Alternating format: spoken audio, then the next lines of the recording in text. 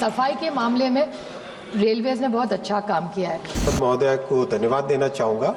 आपने प्रधानमंत्री श्री नरेंद्र मोदी जी के नेतृत्व में रेलवे का जो काम हो रहा है उसकी तारीफ की, उसको आपने सराहा, इसके लिए आपका धन्यवाद। श्रीमती सुप्रिया सुले।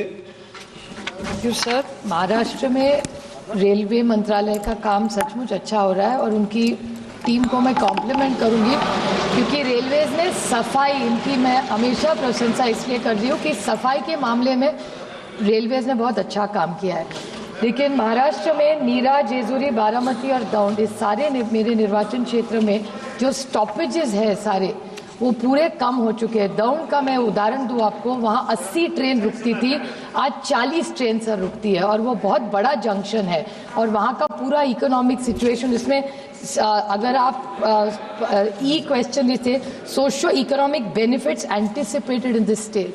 सर, अगर दौंड जो बड़ा जंक्शन था, नीरा बड़ा जंक्शन था, बारामती आज ग्रो हो रहा है, इस जगह अगर आप ट्रेन कम करेंगे और स्टॉपेजेस कम करेंगे तो इकोनॉमिक बेनिफिट कैसे होगा? तो आप ये एफिशिएंसी बढ़ाने के लिए स्टॉपेजेस कर रहे हैं, ऐसे बहुत बार मंत्री जी ने जवाब दिया है, लेकिन मेरी उनको विनती रहेगी कि स्टॉपेजेस कम ना करें, दूसरा कुछ सुझाव देके जिससे एफिशिएंसी बढ़े। Thank you sir. माननीय अध्यक्ष जी, मैं माननीय सांसद महोदय को धन्यवाद देना चाहूँगा।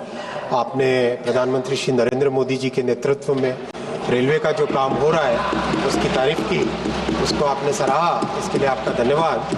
माननीय अध्यक्ष जी, मैं ये कहना चाहूँगा कि पुणे दौंड एरिया इतना महत्वपूर्ण एरिया है कि उसके लिए टोटल एक नया मास्टर प्लान बनके बहुत ही अच्छा एक प्रोग्राम बना है।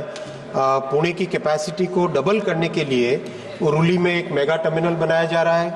पुणे जंक्शन को टोटली रीमॉडल करके रीडेवलप किया जा रहा है। शिवाजी नगर स्टेशन को टर्मिनल बनाने की प्रयास है।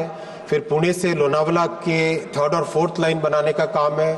फिर अहमदनगर से पुणे का नई लाइन बनाने का काम है। तो ओवरऑल उस एरिया के लिए बहुत सारा डेवलपमेंट करने के काम हाथ में लिए गए और प्रोग्रेस भी बहुत अच्छी है। माननीय अध्यक्ष जी, महाराष्ट्र में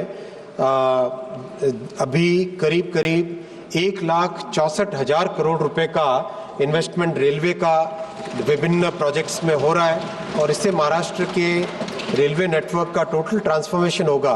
जैसे पूरे देश भर में रेलवे नेटवर्क का ट्रांसफॉर्मेशन हो रहा है वैसा ही आपके क्षेत्र में भी होगा। और स्टॉपेजेस के बारे में मैं फिर एक बार बताना चाहूँगा कि जैसे जैसे रेलवे नेटवर्क बढ़े वैसे मेंटेनेंस के लिए स्कोप बनता है, मेंटेनेंस के लिए एक मार्जिन मिलता है, टाइम मिलता है। तो उसके हिसाब से स्टॉपेजेस भविष्य में जैसे नेटवर्क बढ़ेगा वैसे स्टॉपेजेस पे रिकंसिडरेशन किया जा सकता है। अभी अपने को इस नेटवर्क को सेफ रख के अच्छे तरीके से चलाने का वो मेजर फोकस करके आगे चलना चाहिए और जिस तरह से काम अभी चल रहा है माननीय अध्यक्ष जी, उससे इन प्रधानमंत्री श्री नरेंद्र मोदी जी कहते हैं कि इस 3rd टर्म में 3 गुना मेहनत करनी है। तो इस 3 गुना मेहनत से जो परिणाम आएंगे इन 5 वर्षों में रेलवे एकदम ट्रांसफॉर्म होकर निकलेगा।